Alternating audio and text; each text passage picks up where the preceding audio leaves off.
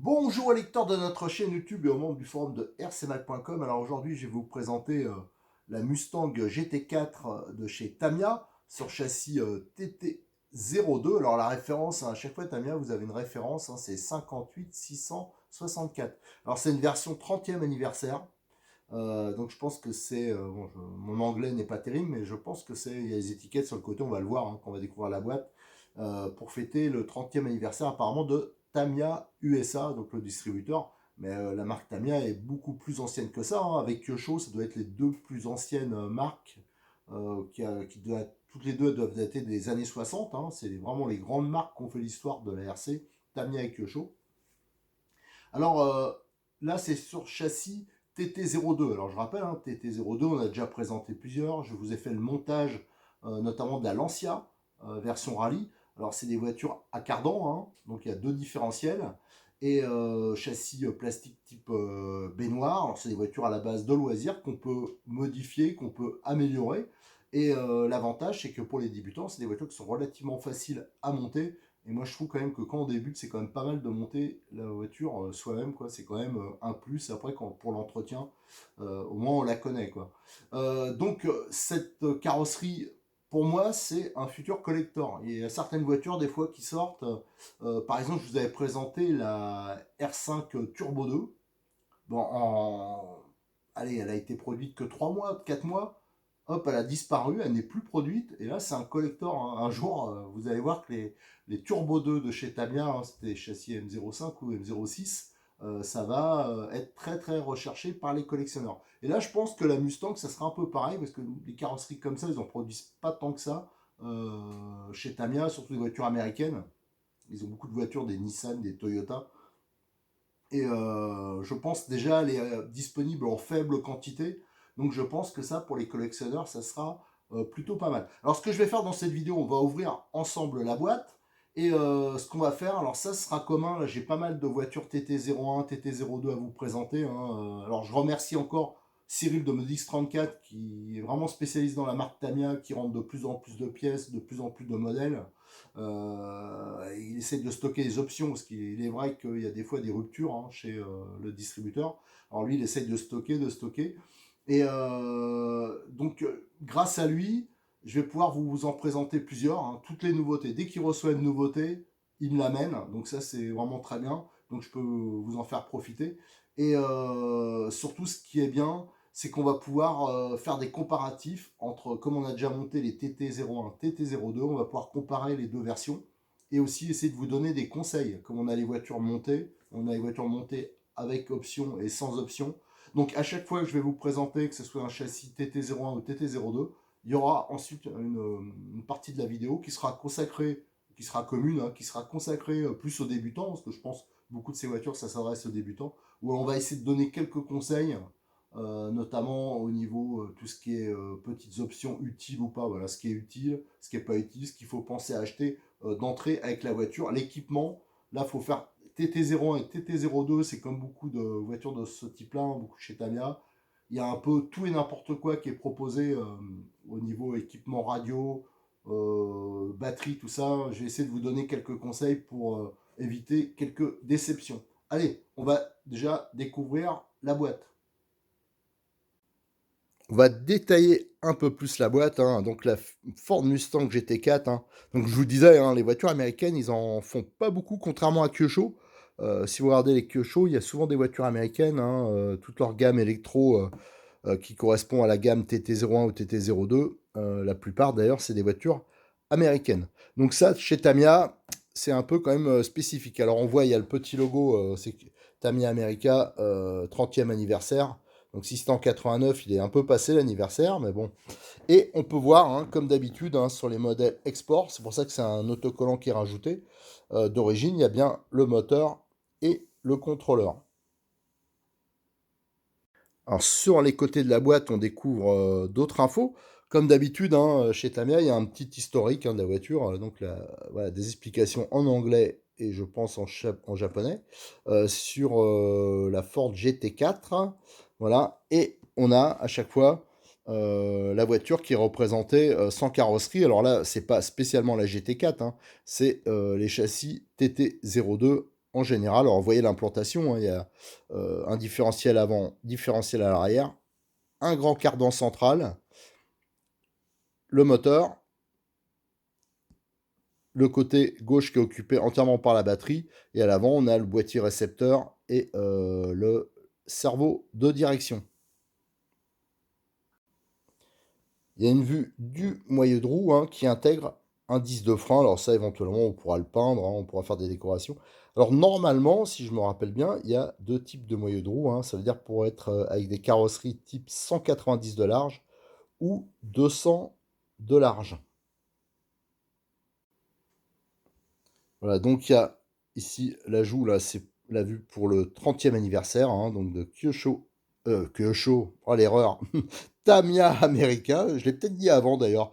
C'est vrai que les deux marques, j'ai tendance, comme c'est les deux grandes marques historiques, à mélanger les pinceaux parfois. Alors là, on a quelques exemples d'options. Alors je vous dis, les options déjà qu'ils présentent, c'est pas vraiment celles utiles, sauf, ça j'en reparlerai après, le kit roulement. Moi je vous conseille, alors notamment Cyril de Modélis 34, vous allez voir, quand on va sur une voiture Tamiya, sur le côté, on peut rajouter des options, enfin certaines, hein, les plus utiles, et aussi de l'équipement, c'est-à-dire un chargeur et machin. Il a fait un système qui est pas mal, hein, glissant là.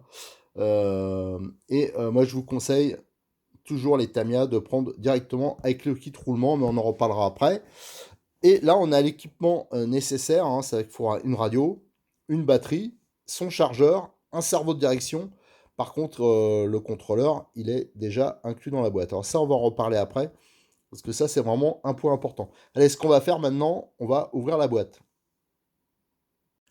Alors voilà ce qu'on découvre quand on ouvre la boîte. Alors première chose qu'on voit, c'est le contrôleur. Hein. Alors ça, je vous le représenterai après. Il est commun à quasiment toutes les voitures de la gamme en kit. Hein. Les TT01, TT02, les M05, M06, les DT03. Enfin, on le retrouve sur plein de voitures. Alors celui-là, j'ai déjà présenté plusieurs fois. Alors je vous rappelle, hein, à chaque fois, je fais une présentation. J'en profite pour faire les photos. Et vous aurez donc un sujet sur le forum de rcmag.com. Et aussi, il y a tous les montages, que ce soit TT01, TT02, M05, tout ça, qui sont déjà présents en photo avec les options, tout ça, sur le forum de rcmag.com. Alors à chaque fois, c'est le même principe, hein, c'est des grappes, parce que Tamiya, c'est un fabricant de maquettes à la base, hein, et donc tout est en grappe. Bon là, le châssis, bien sûr, c'est un peu différent. Donc vous voyez, c'est un châssis un peu, enfin oui, style un peu baignoire, et ça, je vous le présenterai ouvert. Et il y a déjà le bas des cellules qui est moulé avec le châssis. Voilà, c'est assez différent. C'est ça la différence en fin de compte avec les châssis TT01. Alors après, voilà, vous avez la grappe, là par exemple, c'est l'aileron. Vous voyez, chaque grappe, à chaque fois, il y a un numéro. On verra sur la notice à quoi ça correspond. Hein. C'est pour ceux qui ont déjà monté des maquettes, ça leur sera assez familier. Là, on a la carrosserie de la Mustang. Oh, c'est vrai que pour ceux qui aiment ce genre de voiture, c'est quand même assez sympa. Alors, ce qui est pas mal, c'est que les tours de roue sont découpés. Ça, c'est souvent une difficulté hein, pour les débutants. Hein. Bien sûr, je vous montrerai quelques outils indispensables pour faire ce montage. Mais ça, déjà, que ça soit découpé, c'est très bien. Et vous avez à chaque fois l'emplacement pour percer les trous hein, de fixation de l'aileron ou le passage de l'antenne ou alors les fixations de carrosserie qui sont déjà marquées. Et je rappelle aussi, c'est que sur la carrosserie, il y a un film là, de protection. Il y en a plein qui se font avoir. Ne collez pas les autocollants avant d'avoir retiré le film. Hein. Autrement, vous aurez une mauvaise surprise. Ensuite, qu'est-ce qu'on a? On a toujours le fameux sachet Tamiya. Hein, dedans, il y a le moteur. Vous voyez, ici, c'est les bagues. Hein, parce que d'origine, c'est pas monté sur roulement, c'est des bagues. Il y a la clé croix, il y a un peu de graisse, il y a le moteur. Il y a les pseudo-amortisseurs à friction. Et là, c'est les sachets où il y a la visserie, les petits axes. Voilà. Donc, dans ce sachet, il y a un peu de tout. Après, on voit, tiens, la carrosserie, apparemment, elle est... non, ça, je pense, c'est pour les phares. Voilà, donc il y a ce moulage en plus. C'est peut-être pour ça que la carrosserie, d'ailleurs, elle vaut un poil plus cher que... Parce que dans les TT02, il y a toujours des petites différences de prix. Alors je pense que ça doit être la difficulté peut-être de moulage des carrosseries, les accessoires avec la carrosserie, peut-être aussi des histoires de licence, hein, parce que si je regarde, en gros, ça vaut 125 euros hein, le kit là. Et il y a des TT 02 qui sont une dizaine d'euros moins cher. Enfin voilà, c'est assez variable. Je pense que c'est peut-être des histoires de droit. Donc là, c'est bien sûr une voiture de piste, donc il y a les pneus slick, hein, lisses. Alors, je rappelle, hein, les TT02, il y en a, vous pouvez avoir des pneus type rallye, parce que la garde au sol, on peut bien sûr, une fois que vous avez la voiture, après, si vous voulez par exemple la passer en rallye, vous pouvez, hein. On peut monter la garde au sol, on peut mettre des pneus rallye. Voilà, vous avez par exemple la Subaru hein, qui est livrée sur la même base, hein. Donc, vous voyez, on peut faire exactement ce qu'on veut. Donc là, on a les jantes spécifiques à cette version. Là, pareil, hein, après les jantes, on peut mettre absolument tout ce qu'on veut. Là, on a donc tout est en grappe. Il y a des numéros. Hein, pour ceux qui ont fait de la maquette, ils ne seront pas perdus. Donc là, on a les demi-cellules, on a les fusées, on a les supports d'amortisseurs. Ici, on a d'autres grappes. Là, c'est pare-choc, les triangles, tout ce qui est triangulation. Là, comme vous avez le cardan central, vous avez toutes les parties, les noix de transmission par exemple. Donc là, c'est un mix plastique et métal. Et là, on a la dernière grappe. Alors, c'est la boîte radio. Là, c'est la petite réglette qui sert à maintenir la batterie. Et support moteur. Et au fond, on a la notice et la planche d'autocollant. Là, on va regarder d'un peu plus près la notice. Alors là, on a tous les documents qui sont livrés avec la Mustang. Et j'avais oublié de vous parler du pare-choc, mousse. Hein. Ça évite d'abîmer la carrosserie sur les chocs avant. Et il y a bien sûr l'antenne. Alors, il y a deux notices en fin de compte. Vous avez une notice qui est commune à toutes les voitures sur base TT02. Et après, il y a la petite notice spécifique, hein, parce que bien sûr, à chaque fois, elles ont une carrosserie différente, elles ont des pneus différents. Alors là, c'est vraiment pour toutes les découpes, tous les trous, vous avez les diamètres, c'est vraiment très bien fait. Pour la décoration, le masquage, ici, vous avez les couleurs de peinture. Alors, par exemple, si vous voulez faire comme d'origine, il faudra du PS5, du PS23. Mais après, chacun peut faire la décoration comme il le souhaite. Ensuite, là, il y a toutes les indications pour le masquage. Et après, quand on tourne, donc on va avoir ici toute la pose des autocollants. Vous voyez, par exemple, ici, vous avez l'autocollant 3. Vous voyez ici, tous les autocollants sont numérotés. Il suffit d'aller le chercher, le découper et de le coller à l'endroit indiqué. Alors, je vous le dis tout de suite, c'est intéressant à faire, mais c'est assez long. C'est-à-dire qu'on réussit, après, le résultat est quand même hyper sympa. Là, on a le collage, là, c'est pour les feux. Voilà, donc ça permet d'avoir des feux qui sont réalistes hein, en profondeur. Là, on a la fixation de tout ce qui est, je pense, les rétroviseurs, l'aileron. Et là, après, il y a le montage sur la voiture. Alors là, avec la notice, on arrive sur une partie qui est commune à tous les châssis TT02. Ça veut dire, donc, vous avez vu, il y a une notice spécifique pour la voiture, hein, par rapport à la carrosserie, les fixations, tout ça. Et là, c'est tous les TT02, que ça soit rallye, que ça soit circuit, c'est la base est commune. Alors la notice, oui, c'est quand même relativement simple, hein. Oui, vous avez toutes les indications. À chaque fois, il y a la taille des vis. Voilà, et ils indiquent. Voilà, là, par exemple, c'est sur bague, les points de graissage, tout ça. Alors, ça, il y en a certains points où je ne suis pas d'accord avec eux. Alors, ça, vous retrouverez, par exemple, sur le montage que j'ai fait de la version Rallye, la version Lancia. Il y a des choses, moi, où j'étais pas d'accord avec eux. Alors, après, on fait comme on veut, hein. Soit on suit les indications, soit on suit les miennes. Mais par exemple, il y avait notamment le graissage des axes de triangle. Je trouve ça ridicule parce que ça sert à rien et en plus toute la poussière va s'accumuler dessus et ça va tout abîmer. Surtout qu'il y a beaucoup de gens qui font pas un entretien bien fantastique de la voiture. Donc ça c'est quand même pas fantastique. Alors après il y a aussi les indications au niveau voilà les supports moteurs par exemple. Les supports moteurs vous avez le nombre de dents l'entredent est déjà prédéterminé. Alors ça, c'est pratique pour les débutants, ça évite de bouffer la couronne, hein. Vous voyez, vous avez pour 22, 23, 24 dents. À chaque fois, c'est prévu. Il suffit de fixer au bon logement par rapport au pignon et vous aurez l'entredent qui sera parfait. Ouais, vous avez tout le montage. Là, c'est les faux amortisseurs. Ouais, ça, pareil, je le fais pas non plus. Là, ils disent de graisser les cardans. Moi, je les graisse pas. Pour un débutant, ça va accumuler toute la saloperie et ce sera problématique, je pense. Là, bien sûr, les graissages, là, par contre, c'est utile parce que si vous utilisez les bagues, il faut bien sûr les graisser, les bagues, hein. Mais moi, je vous déconseille fortement, quand on achète ce genre de voiture, prévoyez toujours un budget pour le kit roulement. Il y a le kit roulement Tamiya, mais il y a aussi Cyril de Modis 34 qui propose un kit roulement qui est très bien. Moi, c'est celui que j'ai monté sur toutes les voitures que j'ai montées. Il est beaucoup moins cher. Et prenez-le d'entrée, vous allez voir que niveau performance de la voiture, niveau usure, niveau jeu, c'est quand même un gros plus. Sur bague, vous serez embêté au bout d'un moment, hein. Moi, je le déconseille fortement.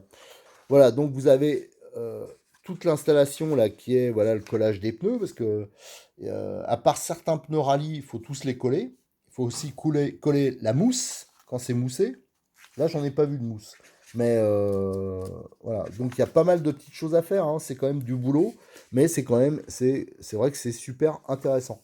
Là, par exemple, on a tous les rapports de démultiplication possibles sur la voiture. Donc ça, c'est quand même assez sympa. Je crois qu'il y a 2 supports qui sont livrés.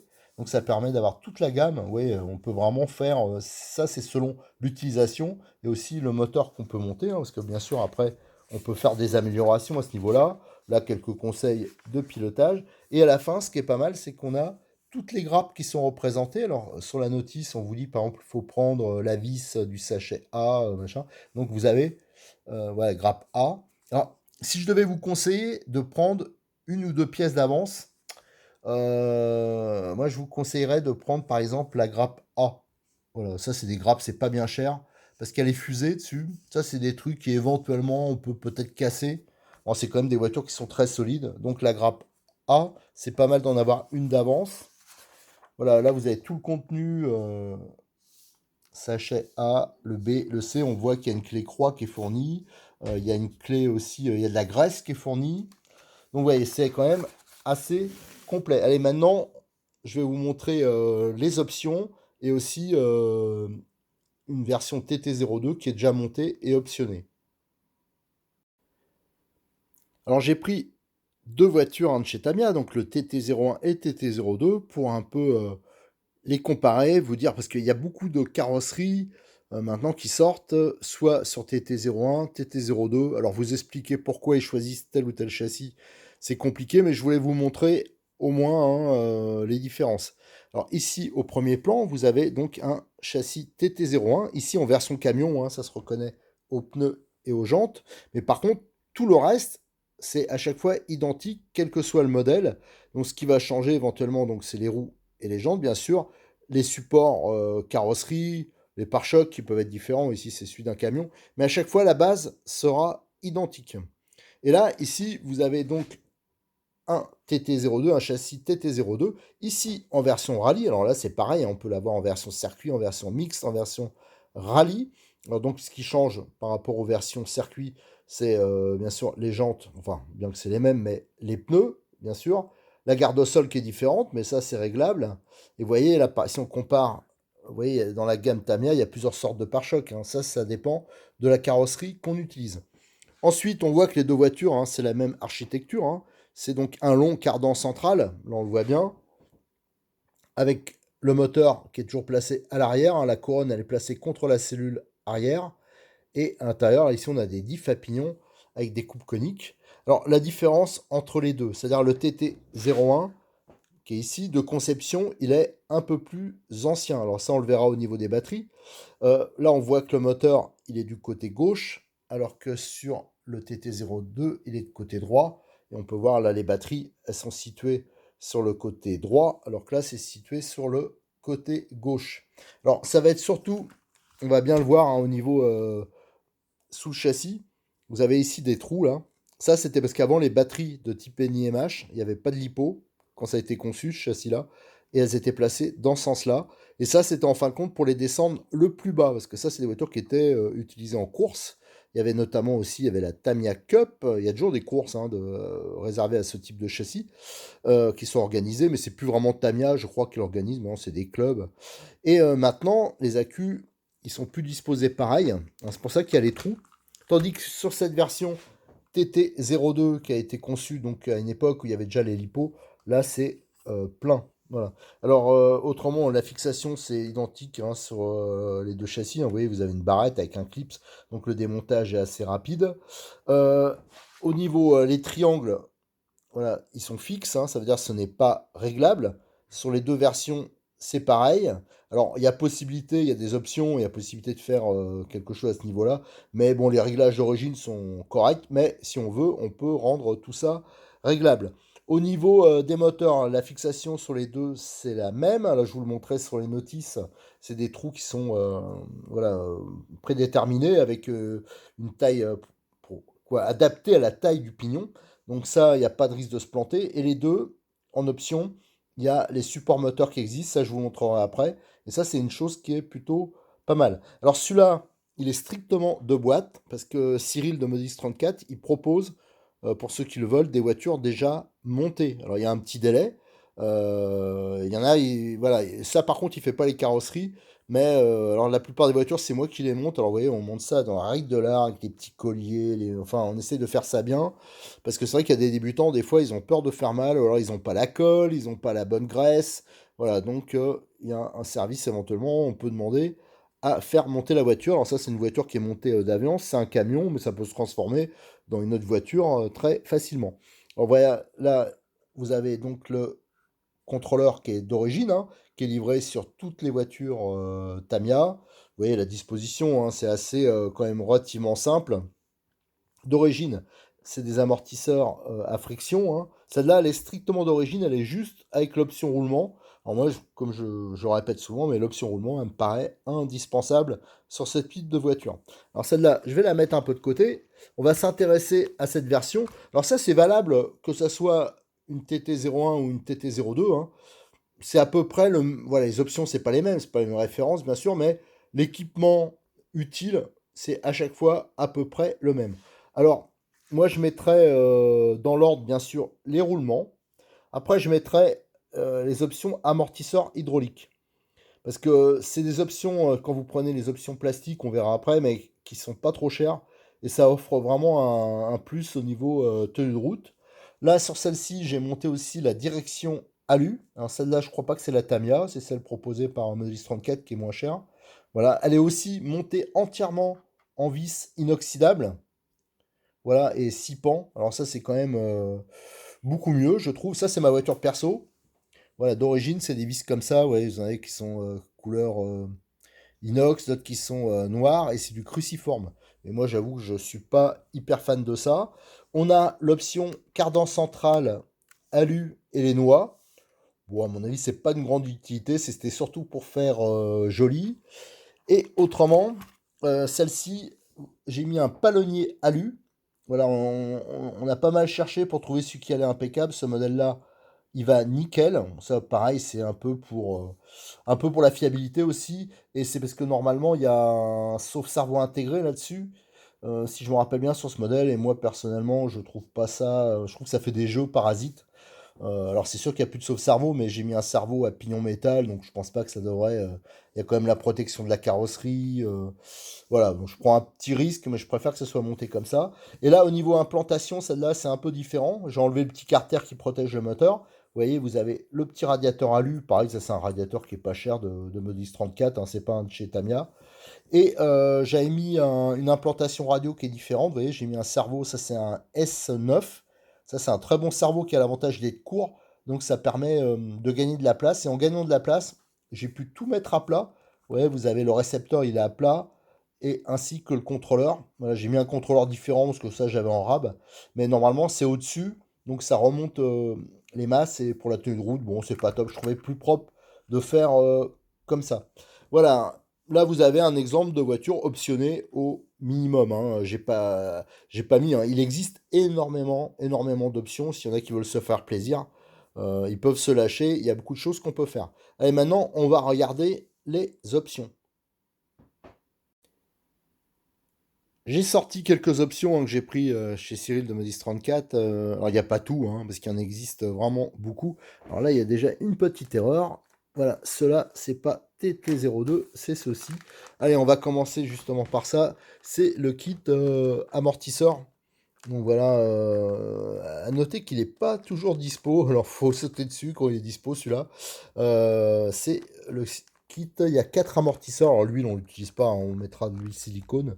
Mais d'ailleurs, il faut que je le fasse sur le mien parce que ma voiture, justement, quand je l'ai montée, ma Lancia, il n'y avait pas, il n'était pas dispo. Alors, je suis toujours avec les amortisseurs à friction, hein. C'est pour ça que j'ai pris ce kit-là. Donc, on va faire bientôt le montage. Il y a le cardan central en alu. À noter que les noix, pareil, elles sont pas dispo actuellement. Donc, ça, c'est une option qui est pas très chère et surtout que c'est assez joli. Il y a le système de direction alu. Mais là, il n'y a que les renvois sur roulement Tamiya. Donc, il y a une option, c'est pour la liaison. Voilà, comme on a ici le pont de liaison.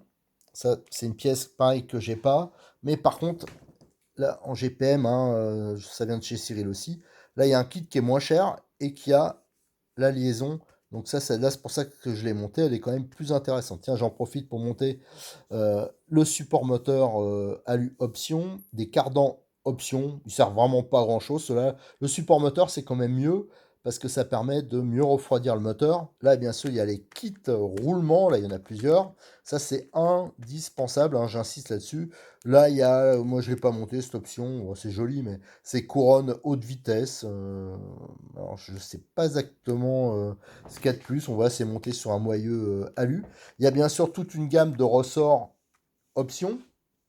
Là, on a le système de biellette pour la commande de direction alu, hein, réglable. Donc en fait, compte, ça vient remplacer les biellettes qui sont ici, qui ne sont pas réglables, et cette biellette de liaison. Bon, à mon avis, ça fait joli, ça fait un réglage de plus. Et là, on a, alors c'est un exemple, il y a plein de pneus qui existent. Alors moi, généralement, je les prends pas chez Tamiya, hein. Cyril, il a plein de pneus, plein de jantes, et qui sont beaucoup moins chers que les Tamiya, et même des pneus qui sont plus tendres que ça. Mais là, par exemple, c'est les rallyes, mais on a des pneus circuit, on a toute une gamme de jantes, hein. Bien sûr, là, par exemple, on a les jantes de la Lancia, mais là, on existe toute une gamme et bien sûr toute une gamme de pneus aussi. Alors vous voyez, il y a de quoi faire, mais il y a d'autres choses, hein, qui existent, hein. Par exemple, si on revient ici, il y a les rotules ici qui sont en métallique, on a les triangles qui sont réglables. Enfin bon, il y a vraiment, il y a des diffabilles, mais bon, ça sert à mon avis à rien. Barres anti-roulis, les supports en carbone. Voilà, enfin vraiment pour celui qui veut se faire plaisir, il y a beaucoup de choses qu'on peut faire. Voilà, je pense qu'on a fait le tour, hein, de tout ce qu'il faut savoir sur les TT 02. Donc je vous dis, hein, mon premier conseil, achetez le kit roulement en même temps. Si, ce qui est important, j'allais oublier d'en parler, parce que ça m'énerve un peu des fois. Je vois, il y a pas mal de magasins style grande surface de la RC qui proposent des kits avec des radios très bas de gamme, des cerveaux très bas de gamme à pignon plastique pour la direction, des batteries très bas de gamme et surtout avec des chargeurs bidons, soit USB ou soit secteur, mais qui chargent en trois plombes. Faites attention, quand vous faites ce genre d'achat, prévoyez quand même un budget pour acheter des choses un peu plus, je parle pas du haut de gamme, loin de là, hein, mais des choses début de gamme, mais à peu près sérieuses. Donc moi je vois Cyril, hein, je lui ai dit, tu proposes le cerveau que tu proposes dessus, propose un cerveau qui a un peu de patate et surtout qui est tout métal. Voilà, c'est ce qu'il fait. C'est pour ça qu'il met les S13, il y a 13 kilos. C'est rare, généralement on propose, j'ai vu il y a plein de kits avec des cerveaux de 3 kilos qui sont proposés. Bon, moi je trouve ça ridicule. Et en plus, les pignons, comme ils sont en plastique, généralement ça dure pas longtemps. Pareil, les batteries. Vous pouvez soit faire le choix de passer directement en lipo.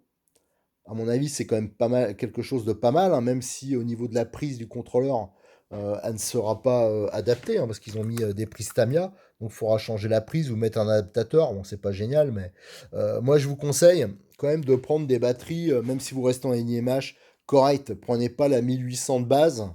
Alors prenez une grande marque, style Orion ou Jens. Voilà, pour ça, j'ai pareil, là, j'ai dit à Cyril, propose avec des batteries, soit de l'Orion ou du Jens. Au moins, tes clients, ils auront quelque chose de sérieux. Et au niveau du chargeur, là, pareil, il y a plusieurs choix, hein. Alors, et bien sûr, il y a les chargeurs hyper bas de gamme, mais vous allez vite comprendre que c'est pas terrible. Souvent, ça charge pas bien les batteries. Souvent, c'est au niveau de la charge, ça peut les abîmer. Et surtout, c'est très lent.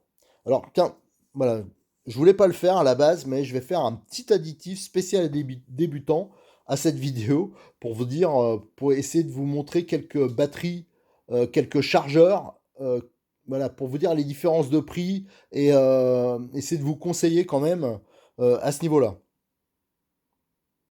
Alors, j'avais pas prévu de le faire, mais on va faire le petit intermède équipement annexe, hein, parce qu'il y a des choses qui m'énervent un peu. Alors voilà, dans beaucoup de boutiques proposent ce genre de chargeur, hein. Alors ça, c'est général, c'est pas juste Tamiya, c'est avec beaucoup de combos. Euh, Quand les voitures sont en kit comme ça, donc il y a le choix de l'équipement, hein, que ce soit radio, servo. Voilà. Donc vous avez ce genre de chargeur, souvent qui est livré. Donc, vous voyez, avec la prise Tamiya. Alors celui-là, je l'ai récupéré justement à quelqu'un qui est venu me voir là, qui est dans ma région, qui m'avait contacté sur Internet, qui avait des problèmes avec une M05. Et la boutique, que je nommerai pas, hein, c'est, je crois, la plus grosse boutique de France, lui avait livré ce chargeur-là. Vous imaginez bien, enfin que c'est bidon quoi. C'est sur une prise USB, la charge est très lente, automatiquement elle peut pas être nickel. Donc soit on charge mal, ou soit à force on va abîmer les batteries. Alors ça, si un magasin vous propose ça, vous faites dégage. Après, alors ça c'est un poil mieux, il y a ce type de chargeur, hein, qu'on retrouve sur des voitures. D'ailleurs, celui-là, ça doit être celui qu'on retrouve sur les modèles T2M, peut-être le XTS, je sais plus trop, où j'avais trouvé ça. Et là, bon, déjà, on est avec une prise DIN, ça c'est plutôt pas mal, parce que ça c'est pour des batteries, je pense, de type je regarde. C'est pas très bien indiqué. Je sais pas si c'est pour du lipo. Mais voilà, ça c'est un truc un tout petit peu mieux, hein. Mais franchement, moi je trouve pas ça fantastique. Alors ça, on le retrouve souvent sur des kits complets, c'est-à-dire RTR. Mais donc bon, c'est livré avec, il n'y a trop rien à dire. Mais si on vous propose ça avec des kits à monter, bon pareil, là c'est pas sérieux. Le magasin, hop, vous pouvez le jeter déjà. C'est naze. Après, si au niveau des batteries, souvent c'est prévu pour être utilisé, hein, notamment c'est à cause de la prise. Voilà, c'est essentiellement à cause de la prise, mais avec des batteries de type NiMH. Alors, c'est sûr qu'avec une batterie LiPo, les prix sont pas hyper éloignés, hein. Dès qu'on met une batterie NiMH, style une 4000, enfin un peu balèze, on se rapproche assez rapidement des LiPo, et vous aurez jamais l'autonomie avec, par exemple, si celle-là c'est une 5000 bas de gamme, là c'est une 1800 du type qu'on peut trouver dans les combos bas de gamme. L'autonomie, elle est au moins 3, voire 4 fois inférieure. Il n'y a pas que la capacité qu'il faut voir, hein. Les lipos, ça marche quand même largement mieux. Et en plus, on aura surtout un peu plus de patates. Alors, comme c'est des moteurs standards, et le voltage est un peu supérieur. Donc, c'est quand même, je pense, si vous pouvez, plus intéressant de passer en lipo direct. Par contre, si vous restez en IMH, faut prendre des batteries de marque correcte. Alors ça, c'est pas que Connect fait pas de bonnes batteries, mais ça, c'est le modèle de début de gamme. Donc c'est quand même pas mal, soit des Orion ou des Jens, hein. Je crois que c'est des Jens qui livrent, Cyril, mais qui sont déjà en 2500 ou en 3000, donc ça sera déjà un poil mieux. Après, pour la radio, voilà. Vous avez toute une multitude de radios qui sont proposées. Cyril, il a sélectionné ces modèles-là parce que déjà, elles sont jolies. Vous voyez, vous avez un volant au look qui est assez sympa. Il est moussé, donc ça c'est bien. Et surtout, on a ici un petit réglage qui est sympa. Ici, vous avez donc les inversions, hein, pour le cerveau. Mais ici, vous avez un réglage pour les débutants qui est bien. Quand vous avez un gamin, par exemple, ça permet de brider. Voilà, par exemple, il débute, vous le faites rouler, la voiture ira pas vite. Et après, dès qu'il commence à mieux se débrouiller, on met sur la position intermédiaire. Et après, quand on commence à piloter plus correctement, on met à fond. Ça, moi, c'est les radios, j'en ai au moins 5-6.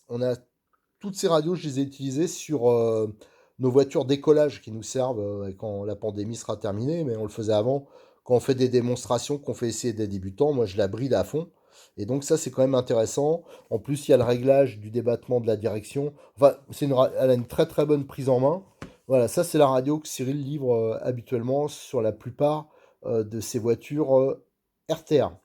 Et au niveau du chargeur, donc si on peut pas, si je vous déconseille les tout petits chargeurs, c'est parce qu'il faut, voilà, moi au minimum, il faut ce type de chargeur, je crois que ça vaut une vingtaine d'euros, qui ont, ils sont donc sur 220 volts et qui ont le gros avantage de faire les batteries NiMH et les batteries de type LiPo jusqu'à, je crois que c'est jusqu'à 3S, et les Life aussi, je crois.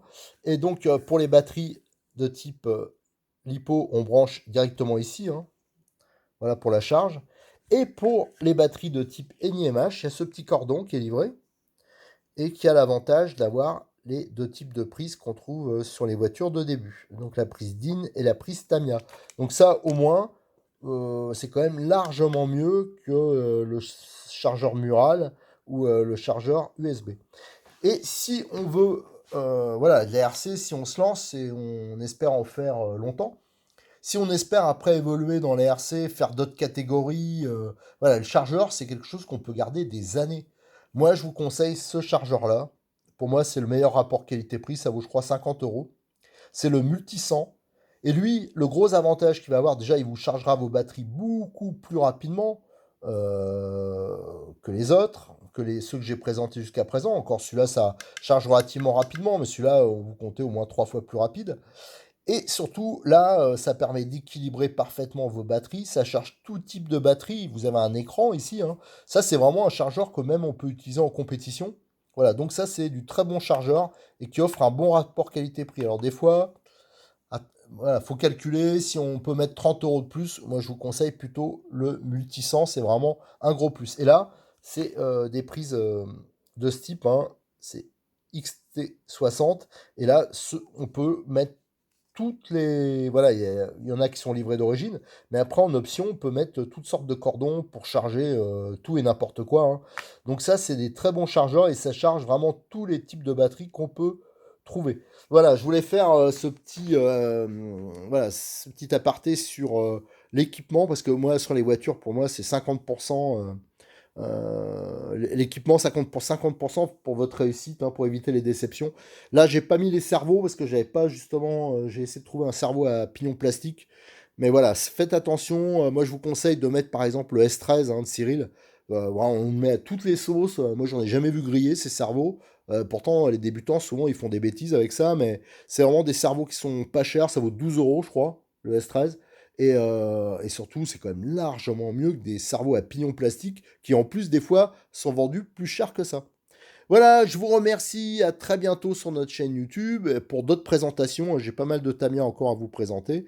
Et aussi sur le forum de rcmac.com. Si vous avez des questions sur le montage, sur la préparation, sur plein de choses, n'hésitez pas. Il y a des sujets qui sont ouverts sur les voitures Tamiya sur le forum.